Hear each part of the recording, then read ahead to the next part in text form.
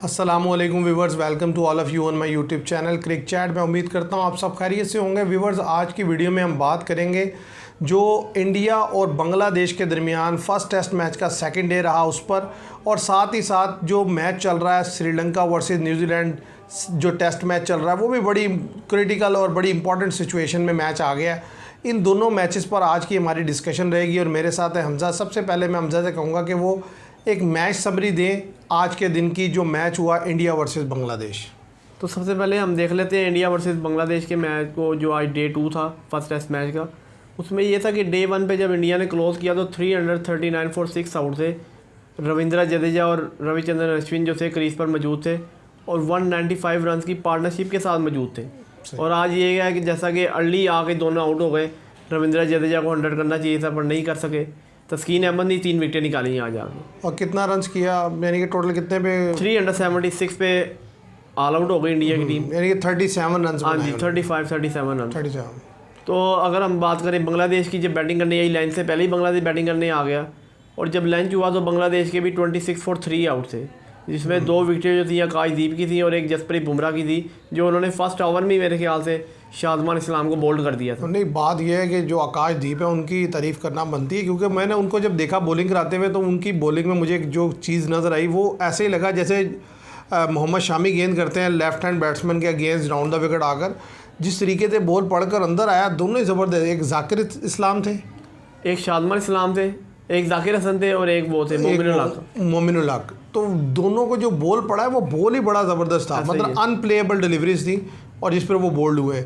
और इसके साथ साथ अगर आप बात कर रहे हैं कि जो जसप्रीत बुमराह है उन्होंने 4 विकेट्स लिए, हाँ जी, और 2 विकेट लिए जडेजा ने, 2 सिराज ने, 2 आकाशदीप ने। तो 149 पे पूरी टीम को उनको बोल्ड आउट कर दिया जस्ट 30 आवर्स में। और देखिए 8 विकेट जो हैं वो फास्ट बॉलर्स ने लिए। इंडिया का जो सबसे बड़ा प्लस पॉइंट है ना कि उनको ये पता है कि भाई हमने किस अपोनेंट के अगेंस्ट क्या बॉलिंग अटैक खिलाना है और किस तरह की पिच देनी है। देखिए बांग्लादेश के अगेंस्ट हम समझ रहे थे कि यार चेन्नई का विकेट है, बड़ा स्पिन ट्रैक होगा। अभी तक 2 दिन हो गए हैं लेकिन स्पिनर ने खातर खा में बहुत आला को बॉलिंग नहीं की। ठीक है, फास्ट बॉलर हमें क्लियर कट डोमिनेट करते हुए नजर आ रहे हैं। देखिए 5 विकेट हसन महमूद ने ली, 3 तस्कीन अहमद ने ली, 1 नहीद राणा ने। 9 विकेट उधर से फास्ट ले गए और इधर से 8 विकेट जो है फास्ट बॉलर ले गए। तो अब असल बात ये होती है, अगर इंडिया खेल रहा हो इंग्लैंड के अगेंस्ट, ऑस्ट्रेलिया के अगेंस्ट, तो फिर वो देता है स्लो विकेट, स्पिन विकेट।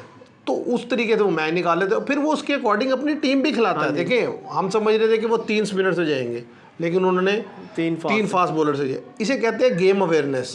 इसे कहते हैं कि मतलब आपको समझ है कि आपने किस के अगेंस्ट कैसे खेलना है, और यही चीज़ आपको पे ऑफ करके देती है। सही है कि जब आपकी अब जो मैच की सिचुएशन है उसमें 83 फॉर 3 है, 81 फॉर 3 है इंडिया के। अब तो आपको पता है कि सेकंड इतनी बड़ी लीड ले गया इंडिया की। अब वो बेशक 200 भी कर लें तो फिर भी वो नहीं, जाहिर है। देखिए वो मैं जहाँ तक समझता हूँ इंडिया कल आकर तेज़ी खेलेगा और कम से कम अगर आउट भी हो गया ना तो होते होते 2 सेशन खेल लेगा।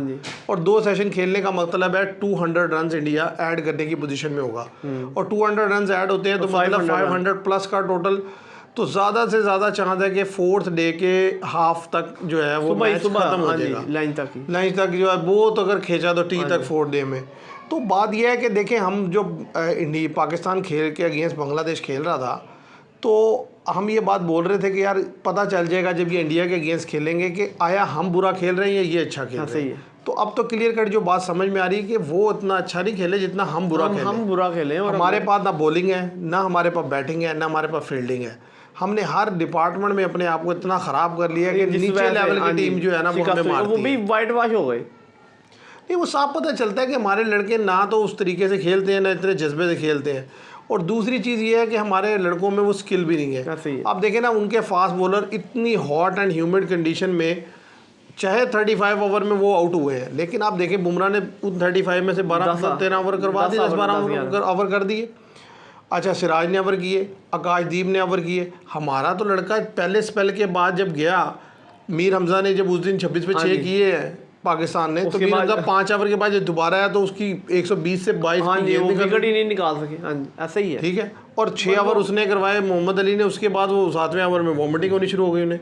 और वो इतनी गर्मी भी नहीं थी इधर, उस लेवल की गर्मी नहीं थी जो भी चेन्नई में है। वो स्किल लेवल ही नहीं ना है, वो फिटनेस ही नहीं है वो, क्या कितने जज्बा भी नहीं। हाँ जी, देखो बात यह है कि टीम हमारी, हम इसमें कोई शक नहीं, लेकिन बात यह है कि वो कमिटमेंट ही नहीं है लड़कों में। जज्बा नहीं है। अब देखें ना, उनके 6 विकेट डाउन हुए, उनके दोनों लड़कों ने क्या शानदार इनिंग्स खेली भाई। अगर वो इतनी बड़ी इनिंग्स ना भी खेलते फिर भी जिस तरीके की उन्होंने बॉलिंग किया तो उन्होंने इंडिया जीतने नहीं देना था इन्हें। हाँ जी, नहीं देखे ना, अगर वो 200 भी करते, 200 सवा 200, तो फिर भी उन्होंने गिरा लिया था। 60-70 रन की लीड फिर भी इंडिया ने ले जानी थी, और दूसरी इनिंग में आगे उन्होंने इतना कर लेना था कि उन्हें गिरा लेना था। तो मतलब लेकिन उन्होंने अपने आप को इस लेवल पे ले गए जहाँ पे मैच ही बिल्कुल फिनिश कर दिया। बिल्कुल फिनिश हो। तो आप अच्छा, बांग्लादेश की तरफ से आप क्या समझते हैं कि इंडिया की एक्सीलेंट बॉलिंग थी या बांग्लादेश की पुअर शॉट सिलेक्शन थी जिसकी वजह से जो है वो आज वो आउट हुए? नहीं, इंडिया की बॉलिंग अच्छी थी, जैसा कि आपको पता ही है कि हमारे खिलाफ भी इनके सेकंड टेस्ट में 26 for 6 आउट हो गए थे। तो उसके बाद देखिए हमारा तो जो मसला है ना, हम पुरानी बॉल से हमारे कोई बॉलर बॉल नहीं कर पाता। अब उन्होंने बुमराह को ले आए, वो बुमराह ने विकेट नहीं निकाली, जडेजा ने निकाल दी 1-2 विकेटें, फिर बुमराह आ गए, उन्होंने फिर विकेट निकाल दी, फिर सिराज ने आखिरी बॉल, तो वो चेंज करके लाते रहे बॉलर को, जिसकी वजह से बैटिंग तो आपके सामने यही है कि जैसे मुशफिकुर रहीम हमने कल कहा की फैक्टर हैं, लिटन दास है, मेहदी हसन मिराज हैं और शाजमान इस्लाम है। तो आप देख लें कि ज़्यादा चांस है कि अब अगली इनिंग जब ये खेलेंगे कल तो ज़्यादा चांस है स्पिनरिंग को पड़ जाएंगे, अश्विन विकेट निकालेगा। असल में इंडिया को जो एज है भाई वो उसकी है बैलेंस साइड का। हाँ जी, उसके पास स्पिन भी है, उसके पास फास्ट भी है, उसके पास बैटिंग भी लंबी है। तो वो इसलिए अपने मुल्क में तो वो अनबीटेबल साइड होती है, बाहर जाके फिर आप उससे थोड़ा बहुत कह सकते हैं कि शायद आप बीट कर लें, अपने मुल्क में तो नामुमकिन वाली बात है। इसलिए वो रोहित शर्मा हंस रहे थे उस पर, लिटन उस पर क्या कहते हैं नजमुल हसन शांटू पे कि 2-0। और भाई 2-0 आप 5, 7, 8, 10 टेस्ट मैच खेले फिर आप जीत लें तो बहुत बड़ी बात है। क्योंकि वो अभी तो देखे ना पहली इनिंग में वो डाउन हुए हैं, इवन देन वो इतने बड़े मार्जिन से खड़े हैं आपको, कि मतलब बड़ी डिफीट होनी है आप बड़ी। और अगर वो पहली इनिंग्स में उस तरह से उनकी बैटिंग कोलैप्स ना होती तो फिर क्या हालत होनी थी आपकी, फिर तो ज़्यादा ही मार। तो व्यूअर्स जो सेकंड डे रहा वो तो कम्प्लीटली डोमिनेट किया इंडिया ने। जस्ट 1.5 सेशन में पूरी बांग्लादेश का जो टीम है ना उसकी बैटिंग को उड़ा के रख दिया उनके फास्ट बॉलर्स ने, और बिल्कुल बेबस नज़र आए बांग्लादेश के बैट्समैन जो हैं अगेंस्ट इंडियन बॉलिंग। तो इससे पता चलता है कि उनके बैट्समैन इतने क्लास के नहीं है जितनी हमारी बॉलिंग गंदी थी, जिसकी वजह से वो उतना बेहतर खेल सके।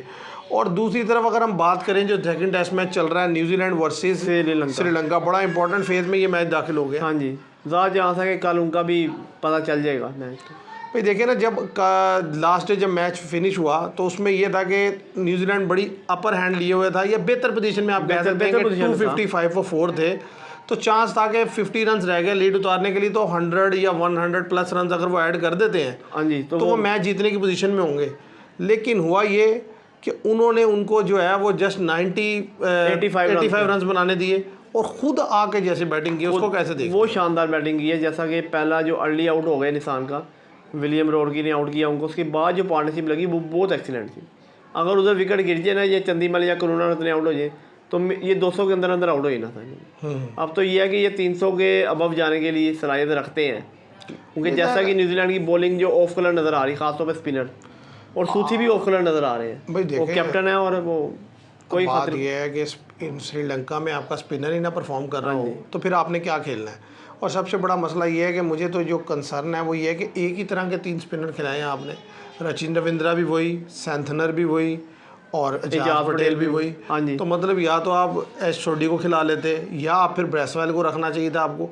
अब एक ही तरह के 3 स्पिनर आप खिला रहे हैं और तीनों कोई खातिर खा बॉल नहीं कर रहे, तीनों में बेहतर गेंद एजाज पटेल कर रहे हैं। ठीक है, उसके अलावा पार्ट टाइमर गेंद बेहतर कर रहा है ग्लेन फिलिप्स, आपके मेन बॉलर से गेंद नहीं हो रही। अब रचिन रविंद्रा को मैं समझता हूँ एज अ बैट टेस्ट में खिलाना मुझे थोड़ा सा जो है ना वो अजीब लगता है, उसकी जगह आप किसी और को एज अ बैट खिला सकते हैं, किसी और चांस क्योंकि बात यह है कि अगर आपने रचिन रविंद्रा को एज अ बैट खिलाना फिर और कोई लड़का देख ले उसको बैट एज अ बैट खिला ले, उनके खेलने का फ़ायदा तो तब है कि वो आपको स्पिन में हेल्प करके दे। हाँ जी, अब वो बॉलिंग से बिल्कुल उन्हें वो कोई रिस्पॉन्ड नहीं करके देते, या उनकी बॉलिंग ही नहीं होती, वो बॉलिंग वो लाइन उनकी होती नहीं है कि जैसा शुरू में उन्होंने ओवर किए भी हैं, पर वो और जो मुझे सैंथनर बड़े ऑफ कलर, सैंथनर मेन बॉलर तो अक्सर उनका ट्रुम्प कार्ड सैंथनर ही है, सैंथनर या वो इस टूडी को खिलाए या ब्रेसवेल।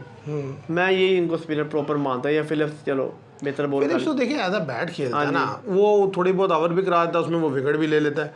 अब जो व्यूअर जिस सिचुएशन में मैच है, तो अब मैच में 70% चांस है कि श्रीलंका मैच निकाल लेगा, इसलिए कि उन्होंने 200 प्लस की लीड ले ली है। हाँ जी, 200 और अगर वो 100 रन ऐड कर देते हैं मजीद तो 300 बहुत तो 300 लास्ट फोर्थ इनिंग्स में बड़ा टोटल होगा। और वो यानी कि इजीली मुझे नहीं लगता कि न्यूजीलैंड चेस कर पाएगा, डिफेंड करना यानी कि डिफेंड कर लेगा श्रीलंका। और ज़्यादा चाहता है कि श्रीलंका ये मैच जीत भी लेगा क्योंकि। तो व्यूवर्स कल फिर आपसे मुलाकात होगी जिसमें हम डिस्कस करेंगे श्रीलंका के मैच का 4th डे और इंडिया के मैच का 3rd डे। ज़्यादा चाहता है इंडिया का मैच तो बिल्कुल ही पिक्चर जो है क्लियर हो जाएगी, आज ही क्लियर हो गई है। इंडिया वे अहेड है इस वक्त बांग्लादेश से और क्लियरली डोमिनेट करता हुआ दिखाई दे रहा है। हो सकता है कि कल के दिन में ही मैच फिनिश हो जाए, तो अब देखते हैं कल क्या होता है। तो आज के लिए इतने उम्मीद करते हैं वीडियो पसंद आएगी तो वीडियो को लाइक कीजिएगा, शेयर कीजिएगा, चैनल को सब्सक्राइब कीजिएगा। Thank you very much.